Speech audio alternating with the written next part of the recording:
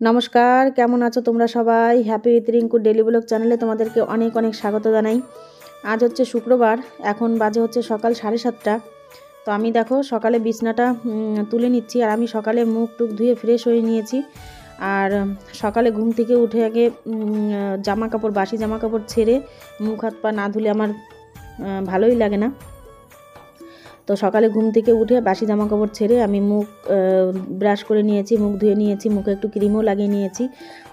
কারণ এখন তো শীতের সময়, তো একটু মুখে ক্রিম না লাগালে সকালেই মুখটা যেন কেমন একটা মানে স্কিনটা কেমন একটা টান লেগে যায়, মানে কেমন যেন হয়ে যায়, ড্রাই হয়ে যায় স্কিনটা পুরো। তো সেই জন্য আর সকালেই আমি চলে এসেছি বিছনা তুলতে। বিছনাটা আগে তুলে নেব। আর এইদিকে দেখো মিকি মহারাজ কেমন করে বিছনার উপরে উঠে বসে আছে। তো আর জ্যাকিকে ছেড়ে দেওয়া হয়েছে, জ্যাকি ছাদে গিয়ে বদমাইশি করছে। আর মিকিকে যেতে দিলাম না, কেন দুজনেই ছাদে গেলে মানে দুজনেই প্রচুর মারামারি করে। তো ওই জন্য ওকে আর ছাদে যেতে দেবো না, ও আমার কাছে বসে আছে, থাকুক। আর আমি দেখো এখন বিছনাটা সুন্দর করে গুছিয়ে নিয়ে তারপরে বিছনাটা এখন ঝেড়ে পরিষ্কার, বিছনায় কিছু নেই তবুও সকালে বিছনাটা আমি ঝেড়ে পরিষ্কার করে নিই।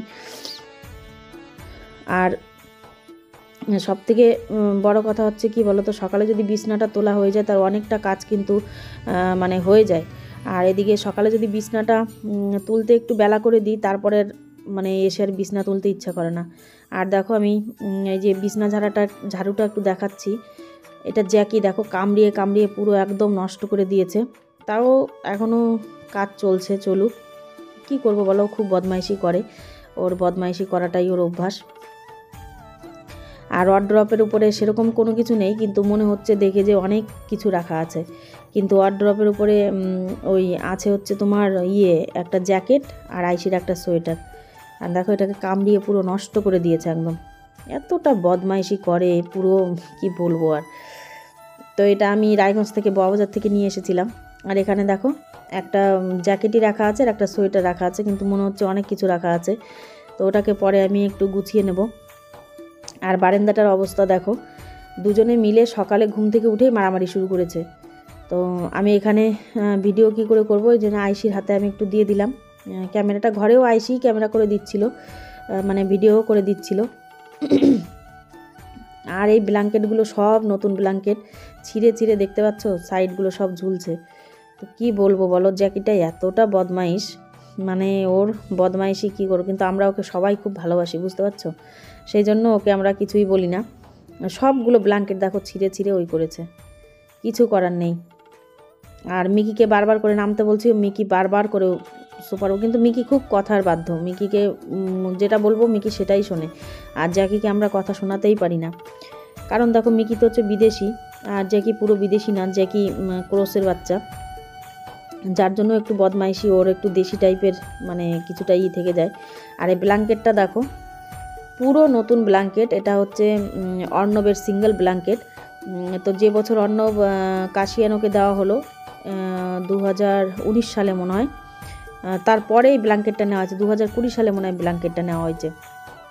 তো ব্ল্যাঙ্কেটের সাইড দিয়ে মানে পাশগুলো দিয়ে যে একটা সুন্দর করে একটা বর্ডার সেলাই করা থাকে, সেটা আমি পুরো ছিঁড়ে দিয়েছি।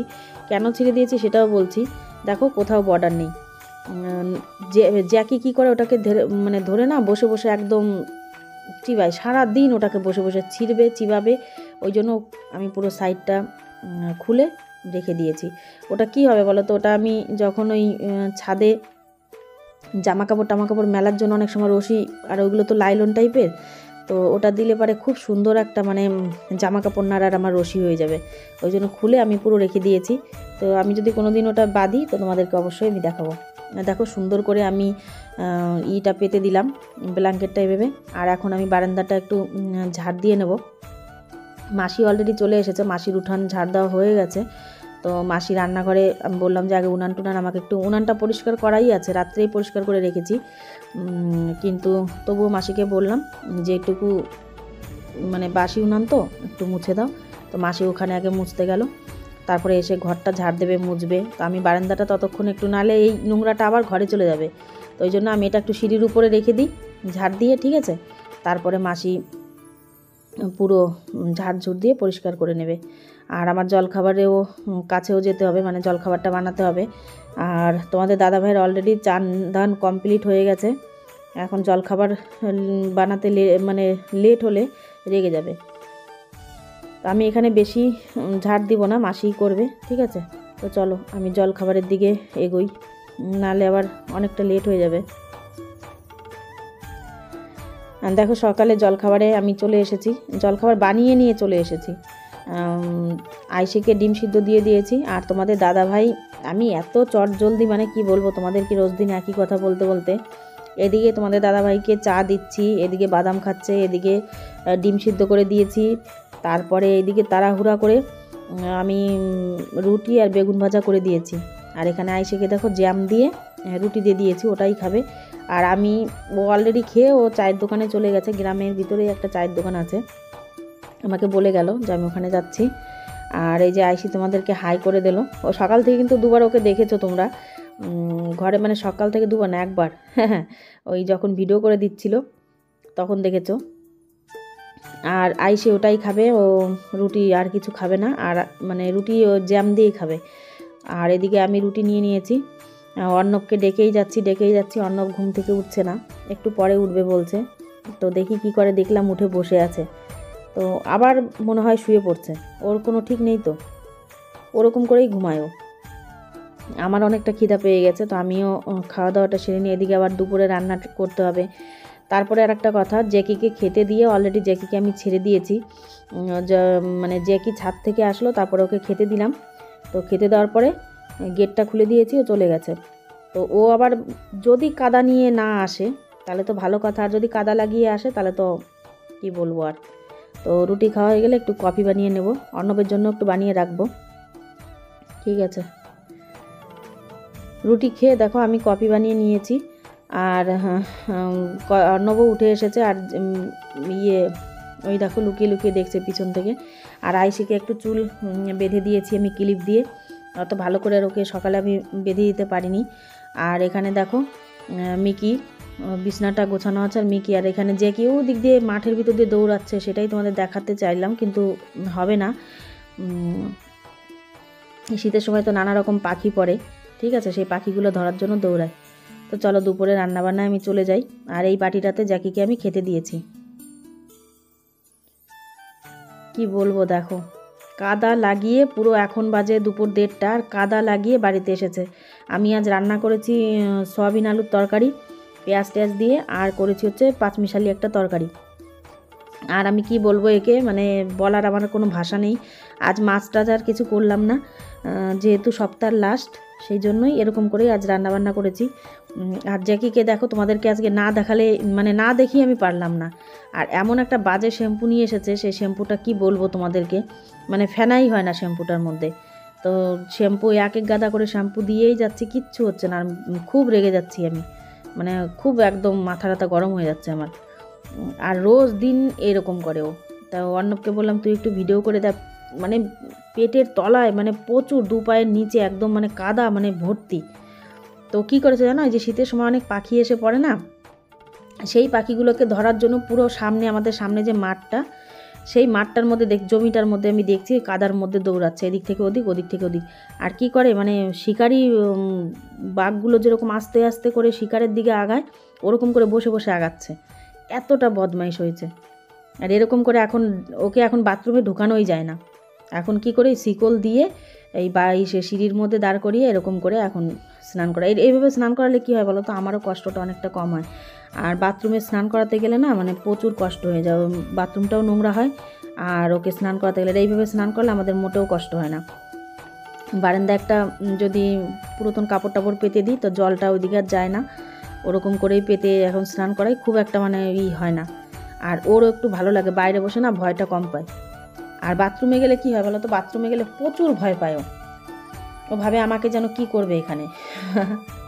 আর আমরা না অ্যাকচুয়ালি জ্যাকিকে আমরা সবাই খুব ভালোবাসি, তো যতই বদমাইশি করুক মনে হয় যেন আমাদের কাছে কোনো বদমাইশি করে না। ও আসার পরে নাই নাই করে মনে হয় 20,000 টাকার মতো বেশিই হবে, 20,000-এর বেশিই হবে। আমাদের তো অনেকগুলো জুতা, সব ভালো জুতাগুলো সব ছিঁড়ে নষ্ট করে দিয়েছে, বিছনার চাদরগুলো সব নষ্ট করে দিয়েছে, ব্ল্যাঙ্কেটগুলো নষ্ট করে দিয়েছে, সোফাটা নষ্ট করে দিয়েছে, মানে যা পায় সব নষ্ট করে। তারপরেও না এমন, ও মিকির থেকে মায়াটা মানে ওর বেশি, ও আদরটা বেশি নেয়। আর নাইটি তো আমার মানে 5-7টা নাইটি ওদের জন্যই রেখে দিয়েছি, মিকির জন্য, ওর জন্য। তোয়ালা আছে, গামছা আছে, কিছুতেই হয় না। এখন একটা ভেবেছি একটা হেয়ার ড্রায়ার কিনে নেব, এখন শীতের সময় তো কবে যে অর্ডার করব, আজকে করব কালকে করব করে করে হচ্ছে না। আর দেখো যখনই আদর করব খুব আদরই। আর একটা নাইটিতে তো হবেই না, ওকে 2-3টে নাইটিতে ভালো করে মুছতে হবে। আর দেখো মনে হচ্ছে কিচ্ছু জানে না, আর বাড়িতে এসে কাঁদবে। ওকে যদি বলে তোকে নোংরা লাগাইছিস কেন, ঘরে ঢুকতে দেবো না, তো ওখানে গেটের সামনে দাঁড়িয়ে দাঁড়িয়ে কাঁদবে, মায়াও লাগে দেখে। অনেকটা বেলা হয়ে গেছে তো তোমাদের সঙ্গে আমি রান্নাবান্না শেয়ার করতে পারিনি, মানে ভেবেছিলাম যে শেয়ারটা করব রান্না কি করছি। তো এইদিকে যখন জ্যাকি দৌড়াচ্ছিল তখন অনেকবার জ্যাকিকে আমি রাস্তায় গিয়েছিলাম ডাকতে যে বাড়ির ভিতরে চলে আয়, বাড়ির ভিতরে চলে আয়, তো ও আসেনি। তারপরে কি করব, আর ভিডিও আমি করিনি। ঠিক আছে, চলো তো ওকে ঝটপট করে ঘরে নিয়ে যাই, না ঠান্ডা লেগে যাবে। গুড ইভিনিং বন্ধুরা। তো সন্ধ্যাবেলায় দেখো কফি খাওয়ার পরে এখন চলে এসেছি রাত্রের খাবার মানে ডিনার তৈরি করতে। তো আজ রাত্রের খাবারে বানাবো হচ্ছে আলুর পরোটা। দুপুরে আমি আর কোনো ভিডিও করিনি, আমার অনেকটা বেলা হয়ে গেছিলো, আর বেলা হওয়ার জন্য আমি সেজন্য ভিডিও আর করতে পারিনি, মানে ঝটপট করে খাওয়া দাওয়া করতে হয়েছে।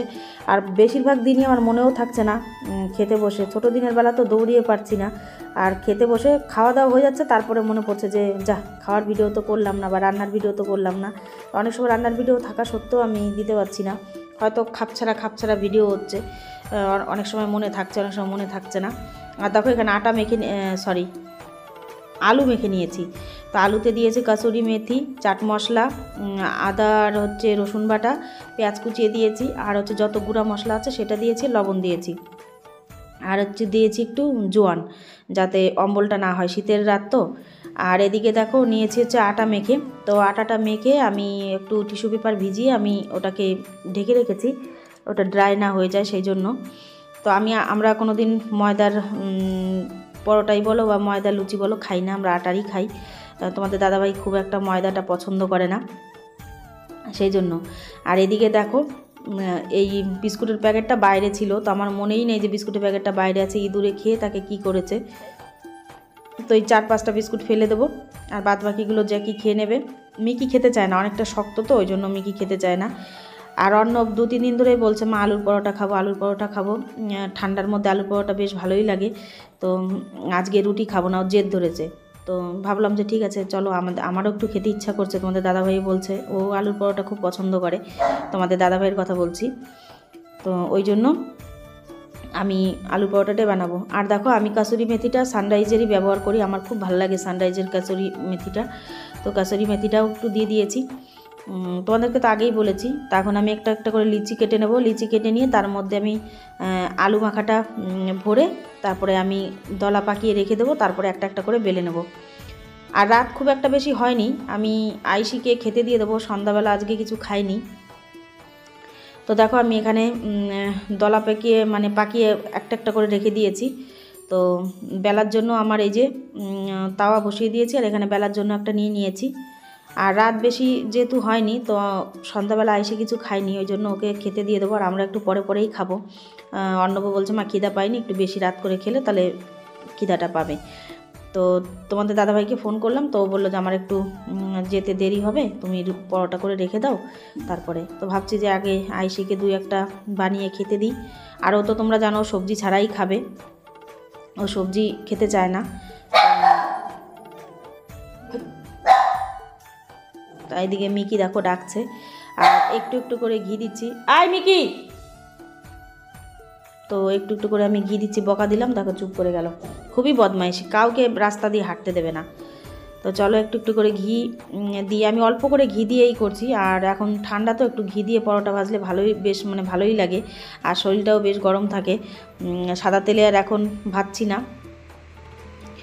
আর তোমরা তো সবাই জানো আমাদের বাড়ির সামনে দিয়েই হচ্ছে রাস্তা, তো গাড়ির আওয়াজে তোমরা কিছু মনে করো না, ঠিক আছে। আর আমি দেখো এখানে একটা একটা করে মানে একটা পরোটাই ভাজবো, আগে আইসি দেখবো, যদি পুরোটা খেতে পারে তাহলে আর একটা ওকে করে দেবো। ঠিক আছে, চলো তোমার পরোটাটা ভাজা প্রায় কমপ্লিট হয়ে গেছে। আর সম্পূর্ণ ভাজাটা দেখাচ্ছি না, কারণ দেখালে ভিডিওটা অনেকটা বড় হয়ে যাবে। তো সেই জন্য একটাই ভেজে আমি আগে আইসিকে খেতে দিই, পরে তোমাদের মানে অর্ণব যখন খাবে তখন অর্ণব আর আমি খেয়ে নেবো, তোমাদের দাদাভাই যখন আসবে তখন খাবে, ওকে তখন ভেজে দেবো। ঠিক আছে, এইভাবেই করে নিলাম পরোটাগুলো, দেখো সুন্দর করে লাল লাল করে ভেজে নিলাম। তো চলো আজকের ভিডিওটা এটুকুই রাখছি। ঠিক আছে, আজকের ভিডিওটা তোমাদের কেমন লাগলো, যদি ভালো লেগে থাকে তাহলে একটু লাইক কমেন্ট শেয়ার করে দিও। আর চ্যানেলে যদি কেউ নতুন হও তাহলে আমার চ্যানেলটাকে সাবস্ক্রাইব করে দিও। আর দেখো শুধু পরোটাই খাচ্ছে, আর কিচ্ছু সবজি টবজি কিচ্ছু খাবে না। ঠিক আছে, তো সকলে ভালো থেকো, সুস্থ থেকো, সাবধানে থেকো। দেখা হবে নতুন আরেকটি ব্লগে, ততক্ষণের জন্য টাটা।